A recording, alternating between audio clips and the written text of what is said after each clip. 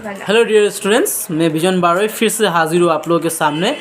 आज मैं ऐसे तो बोर्ड या मेरे सामने कुछ बोर्ड भी नहीं है, कॉपी भी नहीं है, मेरे पास कुछ भी नहीं है, लेकिन मेरे को याद है कि आप लोगों का प्रीवियस ईयर जो एचएस सेकेंड ईयर का जो प्रीवियस ईयर का बीएसटी का क्वेश्चन पेपर है, उसमें से एक क्वेश्चन है, मेरे को याद है कि how globalisation affect the business environment in India और बिजनेस इन इंडिया। ग्लोबलाइजेशन का इम्पैक्ट, ठीक है, बिजनेस के मतलब इंडिया में जो बिजनेस कर रहे हैं या इंडिया का जो बिजनेस एनवायरनमेंट है उसके ऊपर कैसे पड़ा है, उसके बारे में लिखना है। May be that question came for 3 to 5 marks. तो उसी के बारे में आज थोड़ा मैं डिस्कस करने वाला हूँ ताकि आप लोगों को भी मतलब उसका समझ में आ जाए। तो देखिए, मेरे पास कॉपी भी नहीं है, बोर्ड भी नहीं है, पेन भी नहीं है। आज मैं जहाँ पे हूँ वहाँ पे कुछ भी नहीं है, ठीक है। सिर्फ मेरे पास मेरा मोबाइल है, तो मैं डायरेक्ट वीडियो बना रहा हूँ आप लोगों के लिए। तो देखिए, before coming to this question, मेरा जो स्टाइल है प्रीवियसली आप लोगों को कुछ हिंट देना, ठीक है। तो मैं वही चीज़ आप लोगों को कहने जा रहा हूँ। देखिए, इन इंडिया हम लोगों को कंट्री में, देखिए ये जब मैं क्वेश्चन बता रहा हूँ, जब भी मतलब जो भी मैं बोलने वाला हूँ वो आपका इकोनॉमिक्स पॉइंट ऑफ व्यू से भी इम्पोर्टेंट है, बिकॉज आप लोगों का इकोनॉमिक रिफॉर्म्स करके एक चैप्टर है इकोनॉमिक्स में, ठीक है। तो वहाँ पे आप लोगों को मतलब जानना पड़ेगा इकोनॉमिक रिफॉर्म्स क्या था या इंडिया कब इकोनॉमिक रिफॉर्म्स किया था। क्लियर? तो इंडिया ने इकोनॉमिक रिफॉर्म्स किया था 1991, ठीक है। और इंडिया का इकोनॉमिक रिफॉर्म करने का रीज़न क्या था? देखिए, अगर बैक टू 1991 चला जाए हम लोग, ठीक है, इंडिया का कंडीशन, इकोनॉमिक एनवायरनमेंट कंडीशन है, इंडिया का फाइनेंशियल कंडीशन का अगर बात बोल तो बहुत ही ख़राब हो चुका था, बहुत ही बिगड़ गया था। क्योंकि 1991 से पहले इंडिया एक पॉलिसी अडॉप्ट किया था जिससे मतलब ऐसा एक मतलब ऐसा सिस्टम था ना, विदेश से कोई बिजनेसमैन इंडिया में नहीं आ सकता है बिज़नेस करने के लिए, ना तो इंडिया का बिजनेसमैन कोई बाहर जाके बिज़नेस कर सकता है, ठीक है। तो ऐसा एक एनवायरनमेंट था। तो ऐसा एनवायरनमेंट के वजह से इवन इंडिया में भी अगर कोई बिजनेसमैन बिजनेस करना चाहता था तो उन लोगों को बहुत घूमना पड़ता था। आप लोगों को याद है ना, टीवी में एक चप्पल का ऐड आता था, पैरागॉन चप्पल, घिसते जाएगा। तो मतलब यही था, इंडिया में अगर आपको कोई बिज़नेस एस्टेब्लिश करना है तो आपको बहुत ही झमेला फेस करना होता है। एक लाइसेंस के लिए आपको सालों के ऊपर सालों भटकना पड़ता था। इसीलिए वो पैरागॉन वाला चप्पल का एडवर्टाइज आया था कि आप चप्पल पहन के गवर्नमेंट के ऑफिस दफ्तर घूमते जाओगे, आपका चप्पल ख़त्म हो जाएगा लेकिन आपका काम नहीं होगा। ऐसा एक एनवायरनमेंट था। बिज़नेस एस्टेब्लिश करना उतना आसान नहीं था उस वक्त, बिफोर 1991। तो इसके वजह से क्या हुआ, देखिए, हर एक कंट्री क्या करता है, वर्ल्ड बैंक से लोन लेता है, जो कहाँ पे आपका, दैट इज़ आपका अमेरिका में है वर्ल्ड बैंक या इंटरनेशनल मॉनेटरी फंड, ठीक है। तो यहाँ से लोग क्या करते हैं, फाइनेंशियल असिस्टेंस लेते हैं। तो फाइनेंशियल असिस्टेंस लेने के बाद क्या होता है, वो तो बैंक है ना, वर्ल्ड बैंक, पैसा लिया तो उसको पैसा भी तो रिटर्न करना पड़ेगा। लेकिन इंडिया का इकोनॉमिक पॉलिसी टोटली डिफरेंट था। इसके वजह से इकोनॉमी में क्या हुआ, क्राइसिस आया। इंडियन इकोनॉमी का जो जीडीपी था, ठीक है, दैट इज नेशनल इनकम था, वो गिरने लगा। देन आपका जो पर कैपिटा इनकम है, दैट इज माथा पिछू आय जिसको कहा जाता है, पर हेड इंसान कितना अर्न करता है उसको बोलता है पर कैपिटा इनकम, तो वो भी लो होना शुरू हो गया। जगह जगह पे मंदी आ गया। द ग्रेट डिप्रेशन करके एक टॉपिक भी है आप लोगों का, इकोनॉमिक्स जब आप लोग खोलोगे ना, वहाँ पे ग्रेट डिप्रेशन करके कोई एक टॉपिक है आई गेस, ठीक है। तो वो सेशन चल रहा था। देन इंडिया का जो शेयर मार्केट था वो टोटली लुढ़क गया था, शेयर मार्केट टोटली लुढ़क गया था। तो इंडिया में चारों तरफ फाइनेंशियल क्राइसिस होने की वजह से कंपनी वालों को पैसा नहीं मिल रहा था, कोई बिजनेस नहीं चल रहा था। देन कर्ज़ का बोझा बढ़ते ही जा रहा था।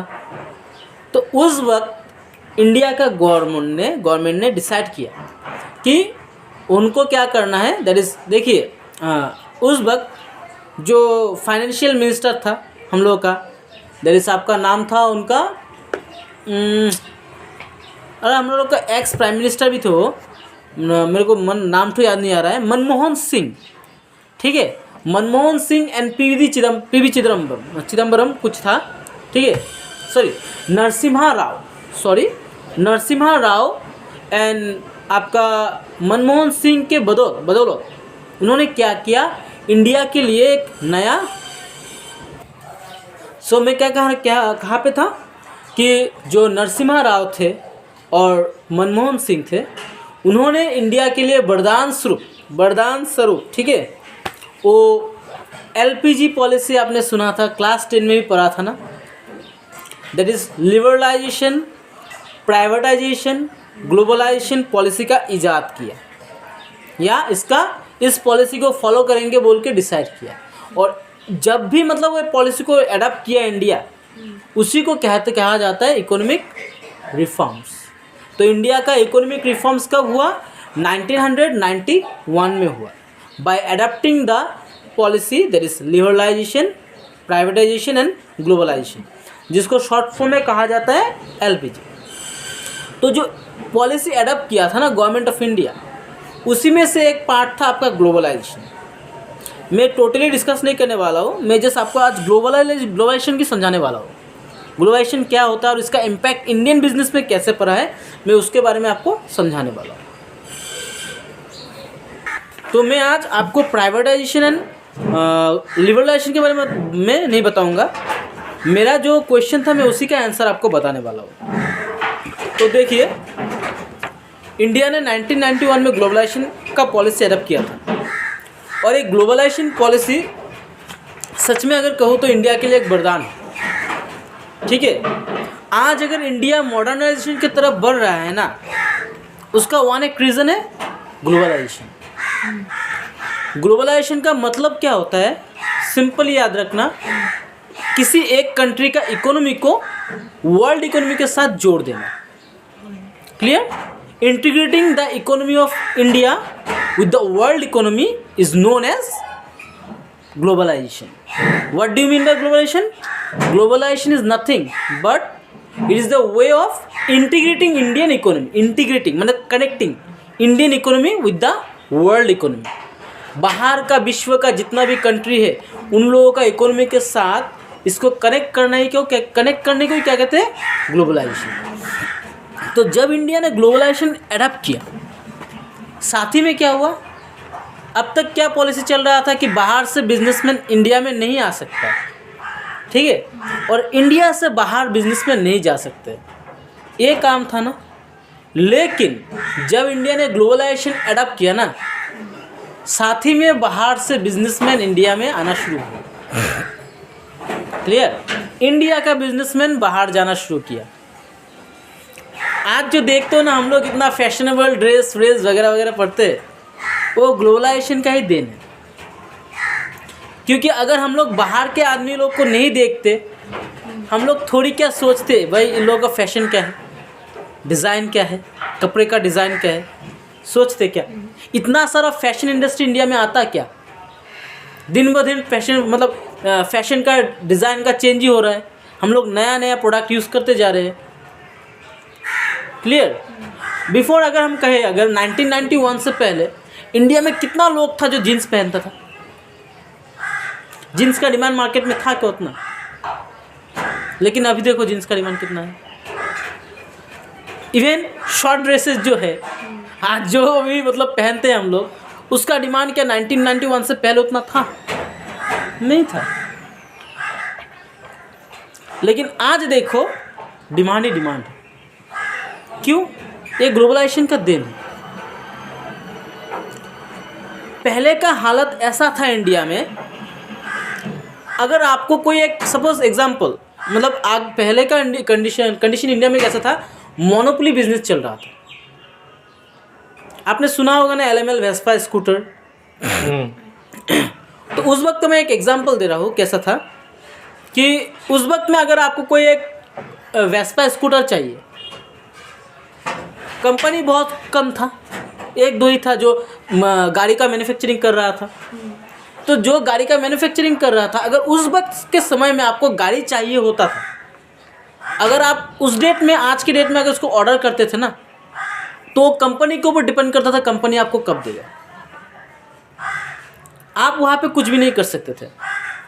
कंपनी चाहे तो आपको 2 साल बाद डिलीवरी दे सकता है, 10 साल बाद डिलीवरी दे सकता है, वहाँ पे आप कुछ नहीं कर सकते, ऐसा कंडीशन था।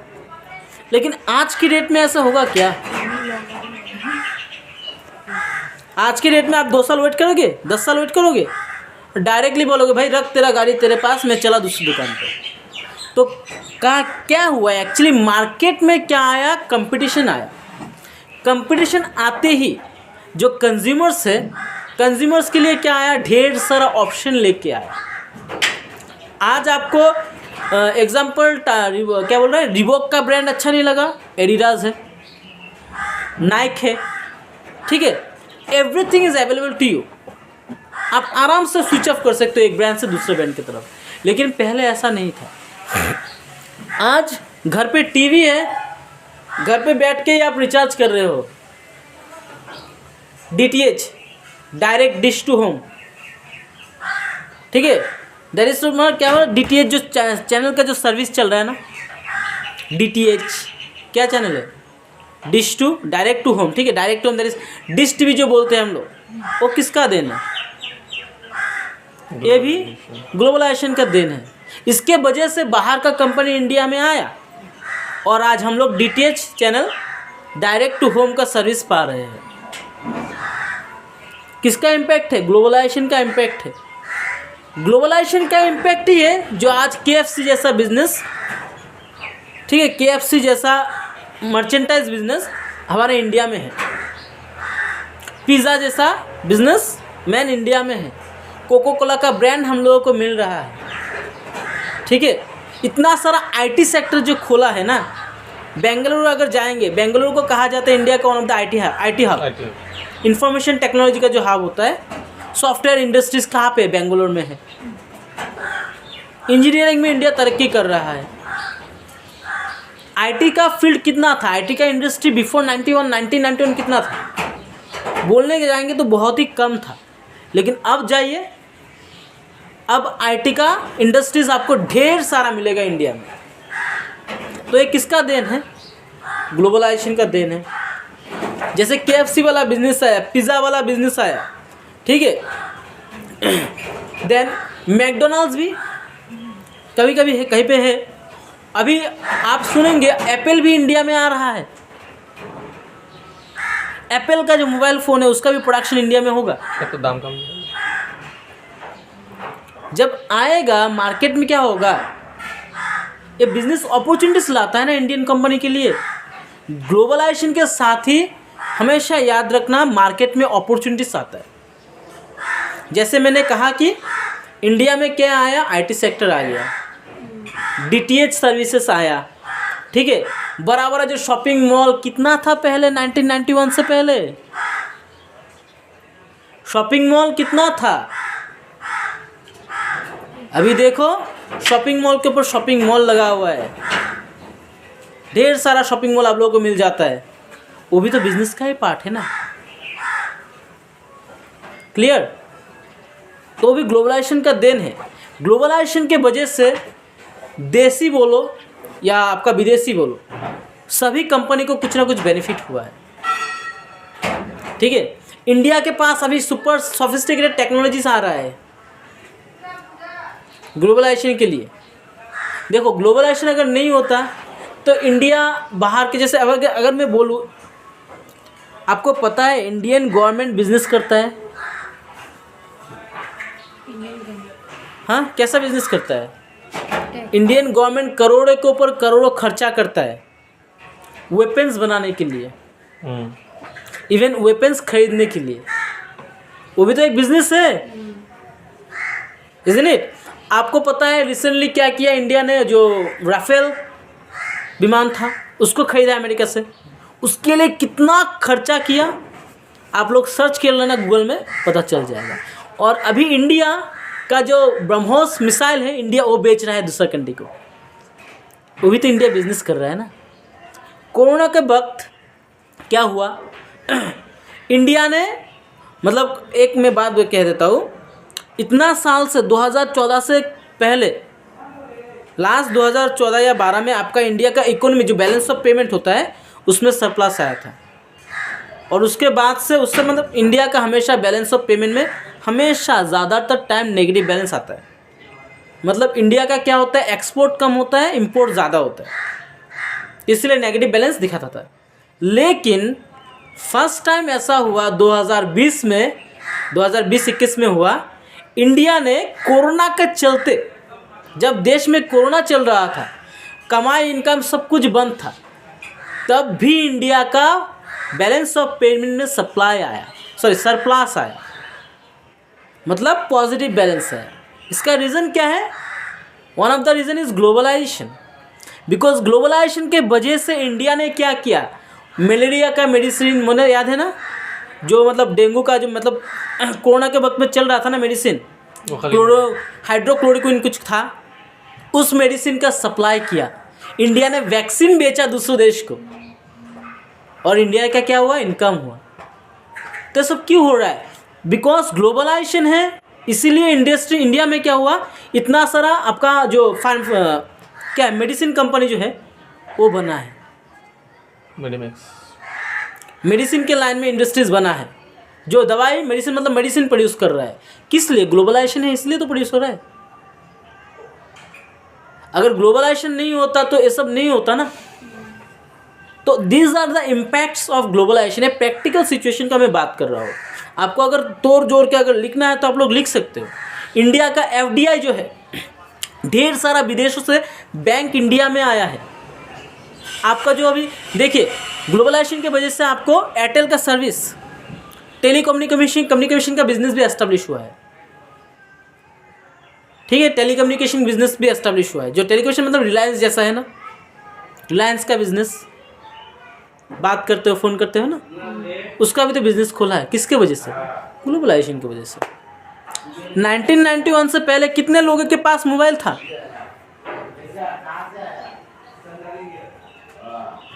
वही वायर वाला मोबाइल, हेलो ट्रिंग ट्रिंग ट्रिंग ट्रिंग, यही करते थे। आज देखो ढेरों सारा इंडिया में ढेरों सारा मोबाइल का इंडस्ट्रीज है। वाह वाह। तो everything is happening because of globalisation. तो अगर ग्लोबलाइजेशन का इम्पैक्ट के बारे में कहा जाए तो ग्लोबलाइजेशन के इम्पैक्ट के वजह से इंडिया का फॉरेन डायरेक्ट इन्वेस्टमेंट जो है वो बढ़ा है। ठीक है, वो बढ़ा है। देन ढेर सारा बिजनेस मॉल, शॉपिंग मॉल खुला है, IT सेक्टर खुला है, DTH सर्विस का हुआ है, देन टेलीकम्युनिकेशन में आपका तरक्की हुआ है।